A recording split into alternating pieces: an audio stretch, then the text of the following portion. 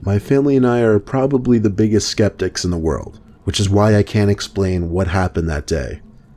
I went downstairs and my brother was in the kitchen. I grabbed a water and asked him if he believed in ghosts. He shook his head, but told me a story about something that he thinks may seem paranormal. Then I looked at him and asked, "Did you ever try to scare me when I came home from school?" I planned on asking that question to follow with my story. "Once," he said. Somehow that calmed me down, and I wasn't going to bring anything else up because I thought it was some kind of closure. He continued by saying, "But all I did was shoot a Nerf gun bullet at you while you were on the computer." I wish he didn't say that. That wasn't what happened to me in the 7th grade. I do remember him shooting a Nerf gun at me, but it felt inferior to what I was about to tell him. I continued to speak with him about the story that follows. It happened in middle school when I was in 7th grade and recently started off the new year. I came home that day and went to my bedroom where I sat in my bed and put in earbuds to watch YouTube videos. My mom had called me to tell me that my brother would be gone or would be leaving soon to go to a friend's house. My parents also worked late, which means I would be home alone. I was a very quiet kid when no one was around because I always had this fear that there could be someone in the house with me. If I didn't make much noise, then they couldn't find me, right? Who knew that suspicion could have possibly been true? I paused my YouTube video and headed to the bathroom. My house has a very weird layout. I'll try to explain what the important parts of this story looked like. If you were in my bathroom facing the door, you could step out and take a left, and my brother's room would be to your right at the end of the hallway, which is a short hallway. If you went right, you would reach the stairway that went down and stopped because there was a platform in the middle, and then you would walk in the same direction you came to get lower. The stairway leads to our main entrance of the house. We also have an alarm activated. If any doors or windows are opened, a box will immediately say which door has been used.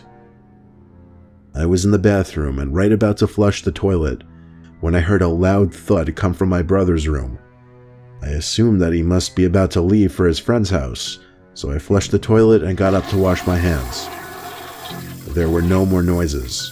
The house felt still, but I felt like I was being listened to. I turned off the sink and walked over to the bathroom door to lock it. Something felt wrong. My stomach started to ache from fear. I felt like I was just being paranoid, but I also couldn't shake that weird feeling in my gut. So I waited for another noise. I didn't have my phone on me, so I couldn't text my brother. We had a house phone in there, but it made loud noises when you dialed, so I didn't want to risk it. Then I heard talking, which was definitely coming from my brother's room. But that was not my brother talking, and it couldn't have been my dad. The muttering was deep and low. It sent shivers down my spine. I could tell it was a voice because of the distinction of an S or a T, but I couldn't understand what it was saying. Then there was a slow pounding noise that started getting closer to me. It came out of my brother's room and nailed its way towards the bathroom door. It stopped dead in its tracks right at the door. I threw myself away from the door near the window, hoping that if it busted in, I could get away to leave. I couldn't fight whoever it was since I was a weak 7th grader, so that was out of the question. I covered my mouth to keep from breathing loudly in case they didn't know I was in the bathroom. Then they continued to walk. I could hear them making their way to the stairway, and then it stopped. I heard a loud crashing noise from what I thought was the middle platform of the stairs, and then again at the bottom. Then the muttering stopped, and the loud pounding made its way to the door. I heard the door open and close, and I heard the alarm go off for the door as well. I didn't know if it was safe or not, so I made my way to the door and rested my hand on the doorknob, still covering my mouth. To the left of me towards the ground is a laundry chute that led to our laundry room. If someone were to get from the main floor to the laundry room, it would definitely take over 30 seconds. But about 10 seconds after the door opened and closed, a vicious, jabbing noise pounded at the small laundry chute door. I stood there in awe, not sure what to do. It sounded like someone took the end of a broom and reached up there to stab at the door. I watched as the pounding of the door vibrated the small laundry chute door, hoping that it wouldn't bust open. Then it ended. I waited in the bathroom for what seemed like an eternity, and then quietly crept to my room to call my parents. No one picked up, so I waited for them to get home and held my door handle to make sure no one could get in since I didn't have a lock on it. When my parents got home, they didn't believe me. Soon after, my brother arrived, and he doubted me as well. Telling this again to my brother made his mouth drop. He continued to tell me that he used to hear things come from the attic that used to open up in his bedroom. I will honestly never forget that day. Me and my brother can't figure out who or what that was, and I try not to think too hard about it either. I still don't quite know what happened, and I may never know, but I want to.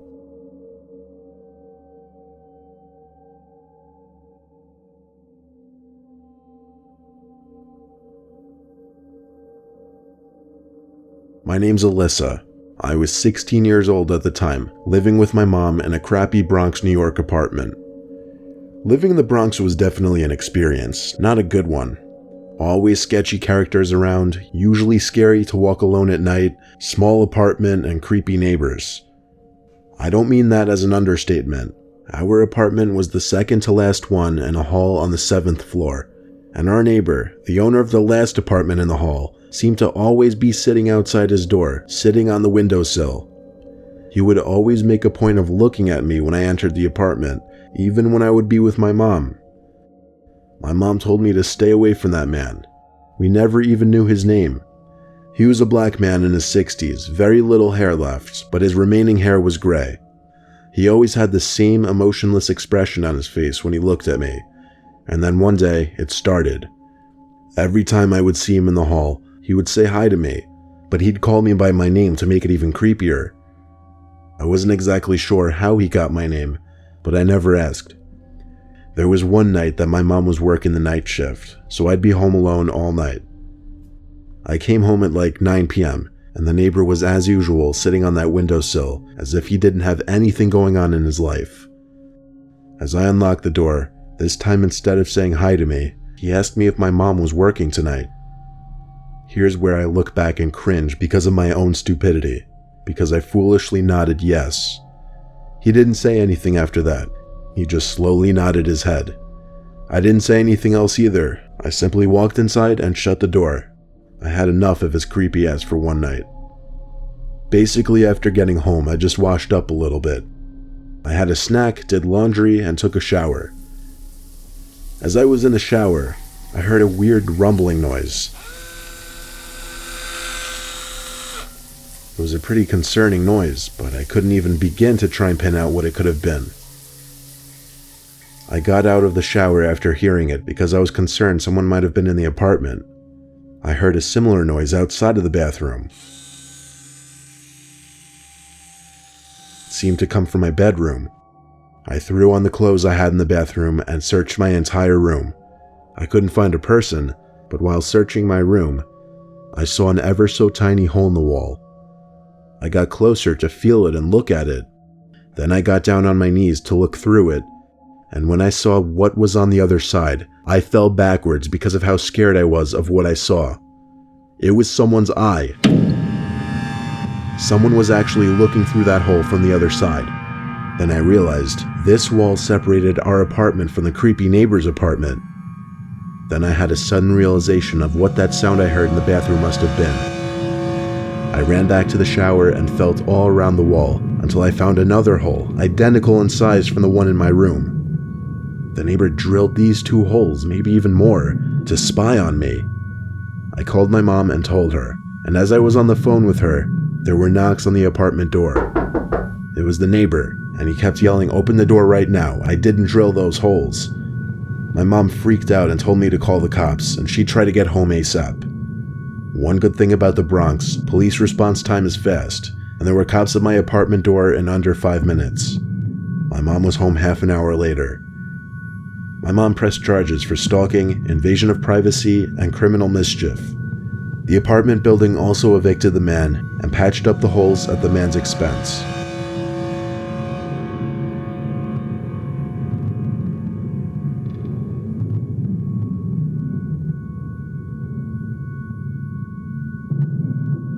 I'll never forget the time my friend Hal and I went camping. Hal is an Eagle Scout and nature lover, so he's always going out on these camping trips. One time I decided to come along and see what it was about. He went with his at-the-time girlfriend Maya. I received a last-minute invitation. We carpooled together and arrived to the destination 3 hours later. Hal doesn't believe in going to campsites because it doesn't give the real camping experience when you're surrounded by other people, so he took us to some random dirt trail off some dead road that he seemed to know about.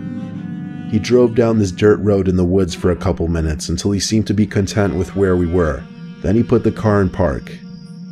It was such an inconspicuous place to stop that I wasn't even aware at first that we were getting out there.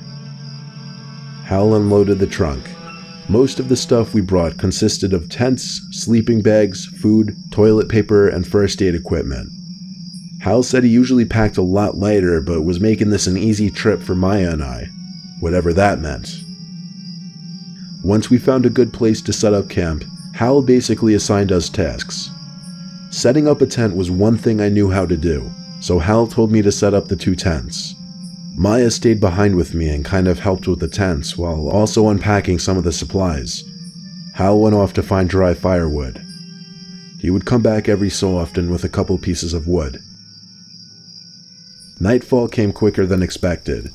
Thankfully, Hal had collected enough wood by then to start a nice fire, and the tents were pitched. We sat by the fire, drinking and reminiscing about old memories, most of which Maya was not in the picture for. I imagine she got tired of hearing our drunken, nonsensical stories because she went to her tent before Hal and I. So, Hal and I stayed up for a little while longer, now being a bit quieter and keeping the laughter to a minimum as a courtesy to Maya. I finished my last beer, and I was definitely feeling it by then. We chatted for a bit more, until Hal told me to shh and listened. I heard it too. There was walking out in the distance, beyond the area at which the fire lit up. Hal assured me it was likely a deer. When I naively asked what if it's a bear, he reassured me that a bear would not come this close to a campfire or the sound of people. I asked him if he was sure about that. He didn't answer though. The footsteps seemed to be going in circles, getting ever so slightly louder with each passing minute. When the footsteps got close enough, we started to hear a disturbing noise. It was like a clicking, growling type of noise. "Is that a wolf?" I whispered. Hal didn't answer. He just motioned for me to get into the tent. I did what he said. I got into the tent that I pitched for myself, and I believe Hal got into the tent that I pitched for he and Maya. The clicking noise outside was getting more and more clear, and it increasingly became obvious it was not the sound of a wolf, or a bear, or any kind of animal I could imagine. It didn't even sound like something of this planet. The light from the fire outside cast an eerie glow onto the walls of the tent, and I had to cover my mouth so that I wouldn't scream when I saw the shadow on the tent walls of some horrific, huge, bipedal thing walking past my tent. The footsteps were so slow, but so heavy. It moved away from my tent towards the direction of Hal and Maya's tent. The next thing I remember, besides waiting in absolute horror, was Maya's scream. She screamed as if something were about to kill her. I didn't know what was happening, but I heard Hal screaming outside, "Run," over and over. I heard the 2 of them hurrying away outside, so I rushed outside and followed. We ran in the pitch black, no flashlights, nothing, and yet we still knew we were being chased by something. Footsteps followed close behind me since I was in the back. By some miracle, Hal managed to lead us right to the car, and without looking back, we all got into our respective seats, and Hal floored it down the trail. Hal drove down the dirt trail for about half a minute before we came to a dead end. He had to somehow turn this pickup truck around now, in this dark forest, not too far from where we were being chased. I urged him to turn off the lights so that whatever was chasing us wouldn't see us. He insisted he needed the lights on though so that he wouldn't hit any trees trying to turn the truck around. He shifted from drive to reverse, over and over. Meanwhile, I sat in the back seat biting my nails and clenching my teeth, looking around the woods outside, terrified that I might see that thing from our campsite. At long last, Hal got the truck completely turned around, and he once again stepped on it to get us out of that forest. We left everything at that campsite, at least $100 worth of equipment, but there was zero chance of us ever going back there. What caused Maya to scream was heavy breathing and something pushing into their tent, trying to rip it open. Hal still says he's never heard or seen anything like that in his life. He still has no idea what it could have been, but it definitely walked on two legs. How do we know it wasn't a person, you might ask? Simply because of its size and the noises it made. I think everyone has one truly horrific, unexplainable experience in their lives, and this was ours.